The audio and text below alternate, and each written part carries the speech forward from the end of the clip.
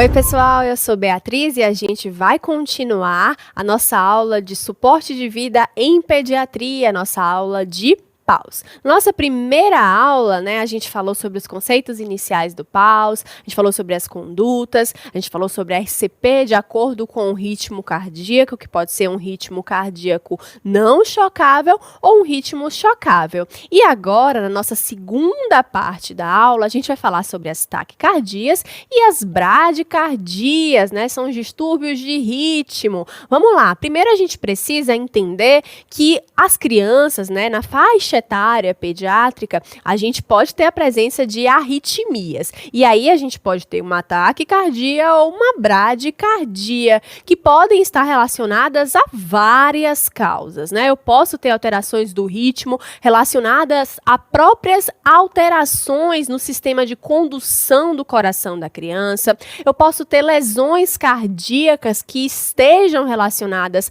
a alterações do ritmo, crianças com cardiopatias congênitas ou crianças que foram submetidas a cirurgias cardíacas fazem muitas arritmias, principalmente no pós-operatório, e por isso eu preciso checar, né? Vou questionar a história clínica, vou perguntar se isso já aconteceu em um outro momento, vou questionar se a criança já fez ou nunca fez algum tipo de cirurgia, e num contexto da emergência, eu vou dar o suporte clínico e hemodinâmico para o meu paciente. Mas para reconhecer que trata-se de uma arritmia, eu preciso saber qual é a frequência cardíaca normal para aquela criança, conforme a sua idade. Perceba aqui nessa tabela que está lá no seu material escrito que a frequência cardíaca da criança, ela varia conforme a idade da criança e varia também conforme o status em que a criança se encontra. A criança acordada, ela habitualmente tem uma frequência cardíaca maior, né? Ao contrário de quando a criança está dormindo, né? Que ela tem uma frequência cardíaca menor.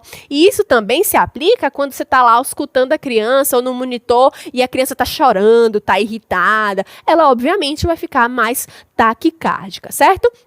Tenha essa tabela de fácil acesso, porque aí você checa a idade e checa a frequência cardíaca normal para cada idade, tá bom? A gente vai começar falando sobre as taquicardias. E para começo de conversa, eu vou te falar sobre a taquicardia supraventricular, né? Supraventricular, acima dos ventrículos, certo? Normalmente é a causa mais comum de taquiarritmias e que vai necessitar de tratamento precoce na faixa etária pediátrica. E aqui a gente tem uma frequência cardíaca bem aumentada, né? Nos bebezinhos ela chega a 200, 220 ou mais. Em crianças menores a gente tem ali por volta de 180 batimentos por minuto, tá bom?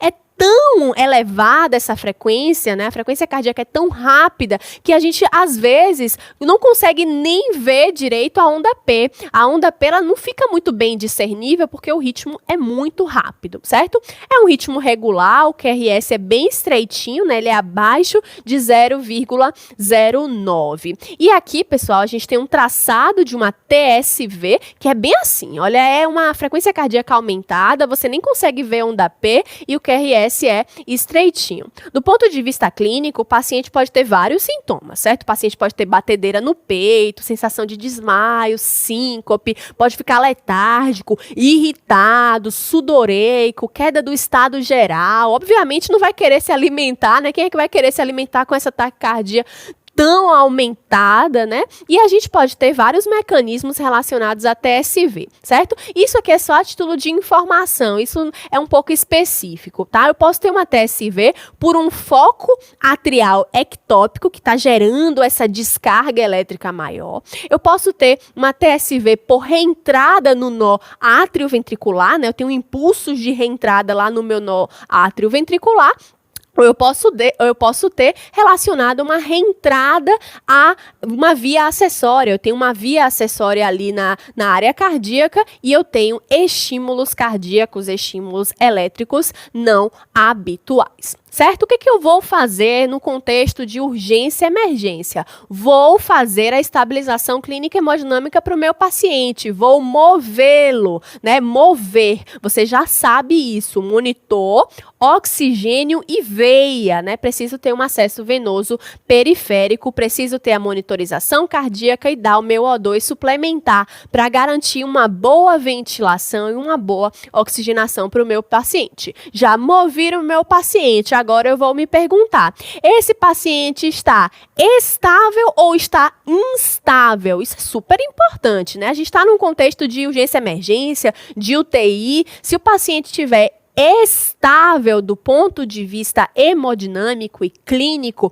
aí eu posso considerar realizar uma manobra vagal, né, diante de um contexto de taquicardia supraventricular. Aí você me pergunta, ok, e como é que eu faço a manobra vagal na criança? É igual aos adultos? Não, não, não. Olha lá, para crianças menores, para os lactentes, eu posso colocar uma bolsa com gelo ou uma água gelada na face e na região dos olhos, certo? Para as crianças mais velhas, né, que são mais colaborativas, eu já posso pedir para a criança soprar um canudo obstruído ou encher uma bexiga. Vai ficar meio engraçado isso na emergência, né? Mas a gente pode pedir para a criança fazer a manobra de Valsalva, que é uma manobra vagal para as crianças mais colaborativas, mais velhas, certo? Agora, se o paciente estiver instável ou se eu não conseguir realizar as manobras vagais, aí eu preciso entrar com uma droga específica, que na TSV é a adenosina, na dose de 0,1 miligrama por quilo, sendo o máximo 6 miligramas. Se a criança tiver uma refratariedade clínica, aí eu posso fazer uma segunda dose dobrada, de 0,2, sendo o máximo de 12 miligramas. Te lembro que a adenosina ela tem uma meia-vida muito rápida, então a infusão tem que ser assim, ó, como tá aqui nessa imagem, rápida e efetiva, porque a meia-vida é muito curtinha. Então eu vou ter esse sistema aqui com a seringa com a adenosina e o outro com um flushzinho de soro fisiológico. Então eu vou infundir a adenosina e infundo o soro. Muito rápido, muito efetivo. E para as crianças maiores eu posso falar, olha paciente, essa medicação ela te dá uma sensação de quase morte, né? É uma sensação muito ruim. Então, não deixe de alertar antes, certo? Se o paciente estiver instável, o que é que eu vou fazer para garantir essa estabilidade, né? O que é que eu vou fazer para melhorar o seu estado clínico, né? Se ele estiver instável, se ele estiver chocado, eu preciso reverter o quadro clínico com o que for mais rápido, certo? Se a adenosina estiver mais rápido, eu vou fazer a adenosina. Agora, se a cardioversão sincronizada estiver disponível mais rápido, aí eu vou fazer a cardioversão sincronizada. Então, é um ou outro, o que estiver mais rápido, o que estiver mais disponível. A adenosina é na dose de 0,1 e a cardioversão sincronizada, a carga inicial é de 0,5 a 1 joule por quilo. Nas cargas seguintes, aí eu já dobro, né? Já aumento para 2 joules por quilo. Tá bom? Se eu fiz isso aqui, o paciente não melhorou, aí eu vou para minha amiga amiodarona, né? O antiarrítmico amiodarona na dose de 5 miligramas por quilo. Aqui faltou 1 miligramas, mas você sabe que é 5 miligramas por quilo. Tá? Saindo das taquicardias, indo para as bradicardias, gente, não subestimem as bradicardias. Elas podem ser um ritmo terminal que podem evoluir para PCR na pediatria. A gente tende a valorizar mais as taquicardias, né? Mas o paciente pode ter bradicardia, pode parar por hipóxia, hipoxemia, que é de longe o mais comum, você já sabe disso, por hipotermia, por hipoglicemia, distúrbios hidroeletrolíticos, acidose, pode parar por um quadro hipotensivo, pode estar bloqueado e parar na sua frente, ou pode fazer um reflexo vagal exacerbado e parar também na sua frente. Quando a gente fala em bradicardia, a gente fala em uma frequência cardíaca abaixo de 60 com sinais de hipoperfusão. Aí eu vou fazer o quê? Tratamento imediato. Para tudo, vamos lá. O que é que eu vou fazer? Abertura de via aérea, ventilar, oxigenar, minha equipe já está mobilizada. Vamos fazer RCP. Se isso persistir, né? Se o paciente persistir com a bradicardia, mesmo com a abertura de via aérea, mesmo com a ventilação, mesmo mesmo com a oxigenação adequadas, não tem jeito. Vou iniciar minha RCP e fazer a infusão da adrenalina, mas não se esqueça de fazer isso aqui antes, tá bom? Isso muitas vezes já resolve o quadro. A gente tem uma bradicardia, sim, um ritmo lento, né? Que a gente, às vezes, demora muito de valorizar, mas é um ritmo lento, uma atividade elétrica organizada. O paciente pode ter uma bradicardia durante o sono, durante o repouso, relacionada à hipotermia, e isso demanda um maior volume sistólico, mas não menospreze a bradicardia, tá bom? A gente pode bradicardizar por conta de um bloqueio do nó atrioventricular, que pode ser de primeiro, de segundo ou de terceiro grau, que é do tipo total. Bora ver cada um deles de forma separada. O bloqueio de primeiro grau, né, quando existe uma lentificação da condução elétrica no nó atrioventricular. Normalmente os pacientes não têm sintomatologia muito florida, muito exacerbada. Às vezes são assintomáticos. E o que a gente vai ter é um intervalo PR prolongado. Então, PR prolongado, como está aqui nessa foto. É o que a gente tem do ponto de vista eletrocardiográfico. Já o BAV de segundo grau, a gente subdivide em dois, né? MOBITS tipo 1 e MOBITS tipo 2. Aqui, pessoal, alguns impulsos atriais apenas são conduzidos para os ventrículos. Então, não são todos os impulsos que são conduzidos para os ventrículos. Então, eu vou ter um traçado eletrocardiográfico diferente. Olha lá, no MOBITS tipo 1, que também é conhecido como fenômeno de Wenckebach, a gente vai ter esse mesmo achado de prolongamento do intervalo PR, né, do intervalo PR, até o momento em que uma onda P é bloqueada, e aí o ciclo se repete. Olha lá, ó. Olha lá, a onda PR já está mais prolongada.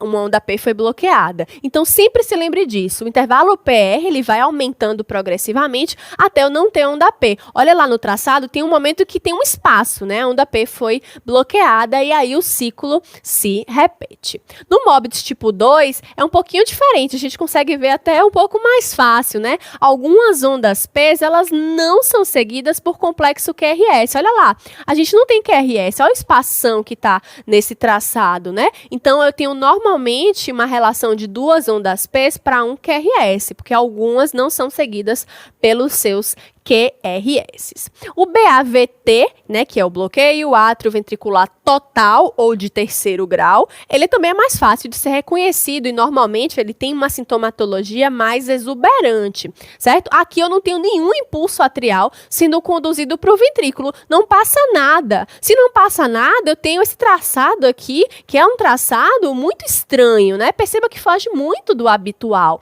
Não tem nenhuma relação entre onda P e complexo QRS, nadinha. É um traçado muito estranho, então você precisa ficar atento a ele. O paciente pode ter sintomas gerais, síncope, tontura, fadiga ou quadros mais graves ou até mesmo parar de forma mais rápida, certo? Se a bradicardia persistir, mesmo com as medidas iniciais que eu já te falei, né?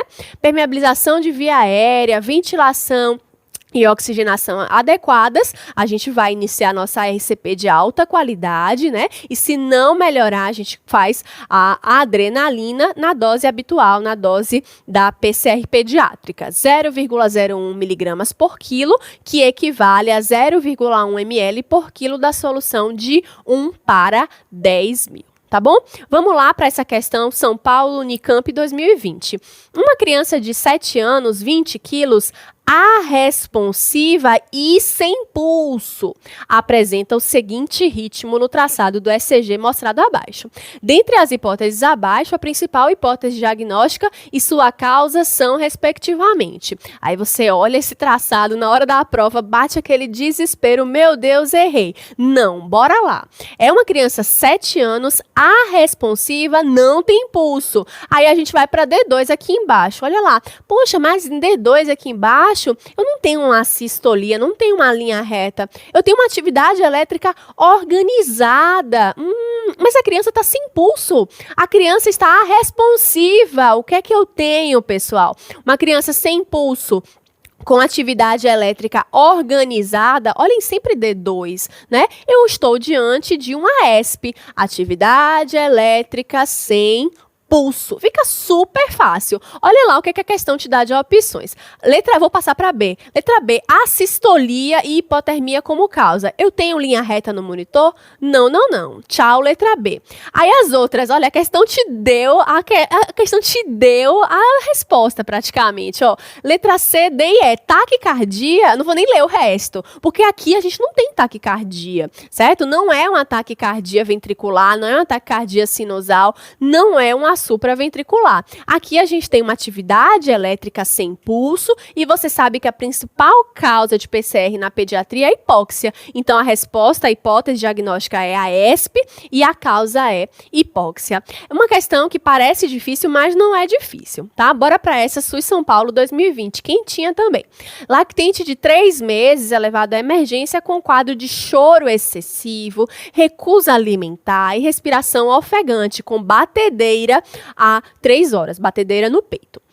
É levado para a sala de emergência, é monitorizado e foi feito o eletrocardiograma abaixo. Ao exame físico, o paciente encontrava-se irritado, agitado, tempo de enchimento capilar de 7 segundos, superlentificado, pulsos periféricos finos e uma PA baixíssima, de 57/32. Dentre os tratamentos abaixo, a melhor conduta inicial e aí o SUS São Paulo te dá esse eletro, e aí bate o desespero de novo, você fica sudoreico, esse eletro poderia ser o seu eletro, né? Perceba que aqui a gente tem uma taquicardia clássica de uma taquicardia supraventricular, né? A gente tem uma definição muito organizada, né? A taquicardia está bem clara.